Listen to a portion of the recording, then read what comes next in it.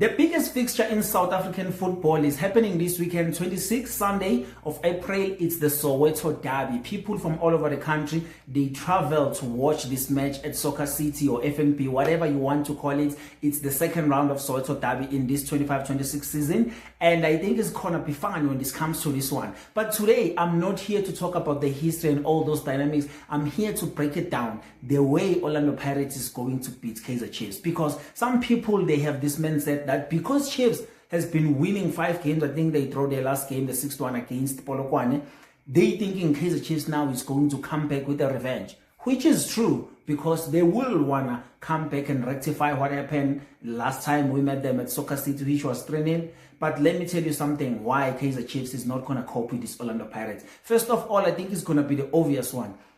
Apolis and Mfokeng, they are going to be a problem for Kaizer Chiefs. But I don't want to just use those two because they are easy to actually use. Let's talk about this. Let's go back to the defense of Orlando Pirates, how Wadu is going to be setting up this one.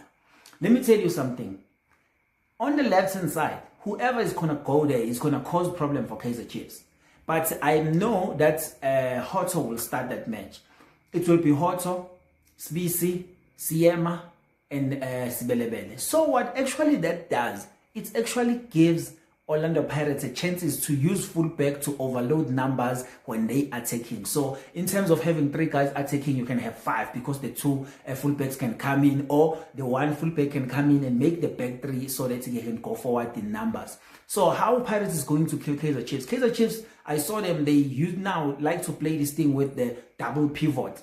The problem is that if on the middle of the park, because I want on that game to have Makaula, Nemtajela, and Mfokeng in that midfield 3. Mfokeng is going to have a lot of space because the 2 pivot guys, Tele and Mabowe, one of them needs to do the creative and attacking role. That means we live with the 1. But having Nemtajela there is kind of give you that extra energy. And having that extra energy of someone who can move with the ball, and we have Makaula who's able to turn. Like I've been saying that lately Makaula has been aging like a fine wine. The way now he's able to gain confidence to collect the ball from deep and turn around and trying to pass it. And now he's a guy that actually gives the 2 fullback for Orlando Pirates to attack even more. Because when Makaula is in the pitch, we know that Makaula is going to drop deep, make the backline 3, which is Makaula, CBC and CM, and then they looking whatever is going to be a break from the other team. And then you will have Hotto coming in, and you will have Sibelebele on the right. But that what does, especially on the right hand side, it also gives more of an opportunity to Apolis to actually come inside. And that creates even more problem for the team, because if Apolis comes inside, you have Mfokeng inside, you have Moreni that is going to go all the way into the byline and cross those balls. And then you have Sibelebele that just runs all the way to the box and runs all the way back to come and collect this ball. So it's going to be difficult for Chiefs. And I think for them to able to try and get something in a match, they need to make sure that they need to try to manage Orlando Pirates not to score in the first half, or not to score in the first 20 minutes. If they can manage this, it might be a difficult game for Pirates. After that, they can get something. But I'm telling you, my starting 11 will be Sipho Chain, Sibelebele, Siema, CBC, Hotto, Makaula, Nemtajela, Mfokeng, Moremi, Apolis, and Mbuthuma. And I know a lot of people have been complaining about Mbuthuma, that Mbuthuma doesn't score chances. It's not like on the bench you have someone who can come in and score as well. So they are both same strikers. But now, what I like about Mbuthuma is the way he plays. He kind of open up spaces for Apolis, Mfokeng, and Moremi. Because no matter how you want to criticize him, he doesn't score a lot of chances that he gets. I get it. But the workload that is doing, stretching those defenders, making sure that there's a space in between the midfield and the defender for the other team so that Mfokeng can able to operate. I think you don't want Mfokeng to be the guy that will be running around your 18-yard area, because there's a lot of things that can happen. The goal can come in, the super assist can come in, like a lot of things can happen. So I think Kaizer Chiefs needs to make sure that they control everything in the middle of the park. If they can control those things in the middle of the park, don't give a chance. Like I remember when we were playing the last game, they didn't play the last game on Saturday against Amazulu. At first, they tried to press down Nemtajela, but Orlando Pirates was like, okay, we're going to go wide. try to get those balls from wide and coming in. We're not gonna stay inside. At some point, Mfokeng was playing on the left wing because they were like, we're not gonna sit here trying to penetrate you from here. We're gonna go wide so we can stretch you. You opening up. When you're opening up, Apolis will come in running because he's playing more of a free road, and then Sibelebele will come on the right hand side. So I think that tactical system that Wado has been created with Pirates, with the kind of players that we have right now, I think it's going to be a difficult game for Kaizer Chiefs.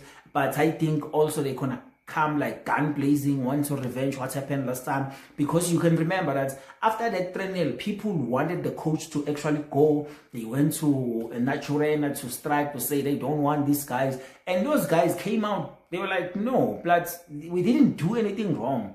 Here's the spreadsheets. Here's the result that shows that you guys never had this kind of result before us. Now we are here. We are showing you guys that this is what we can do. And now it's one of those things where friends are like, okay, maybe you guys are right. But then what happened is Orlando Pirates were not done with Kaizer Chiefs. That's why they're coming back this Sunday to finish the job, because I'm telling you, we are going for the league. So we don't want any disturbance of any game. I think we have enough disturbance now in our way of going to win this league. We need to win all of our games now. The 5 games that are left, we need to make sure that we keep up with all the points, scoring as many goals as we can, because anything can happen on the last day of the league. So I think Kaizer Chiefs is going to have hard. This is how we're going to beat them. And the thing is, what I like about this kind of Orlando Pirates, Kaizer Chiefs, if they considered first, it's going to be over for them, because when they will want to come out and come to play to Orlando Pirates and just push the ball wide, push the ball up and trying to open up those spaces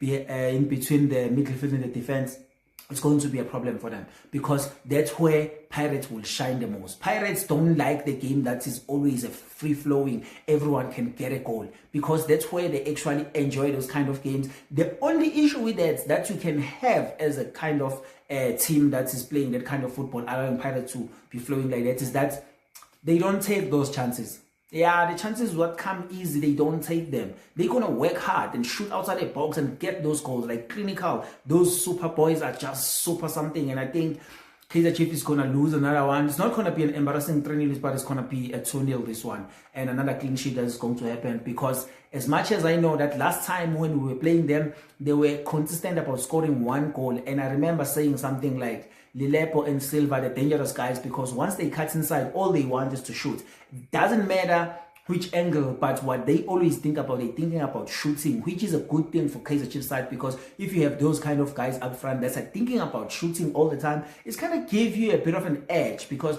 Orlando Pirates sometimes they don't just shoot, they're trying to move the ball around, open up the good spaces so they can take a shot or pass the ball and just pass into the net. So I think they're playing that kind of football. So I think now they've been scoring a lot of goals, 3-0, 4-0, 4-1. There's a lot of goals that they've been scoring until they draw against Polokwane. So I'm expecting them to bring some hits, but I don't think that hits will be hits enough for the defense I have, for the midfield I have. And I think Sipho Chain, you need to be on your feet, man. If they shoot at target, you can just save it. I know you can just save it. So if you've been watching the video up until this far, you kind of hear my 2 cents of how I think Kaizer Chiefs Pirates is going to beat Kaizer Chiefs this weekend in South Africa's biggest fixture when it comes to football. No one can top this one, and it's a Soweto derby. We're still going to be talking about the Soweto derby until Sunday. There's a couple of videos that are going to come out as well about this Soweto derby, because I'm also so excited, because I just want to finish this and just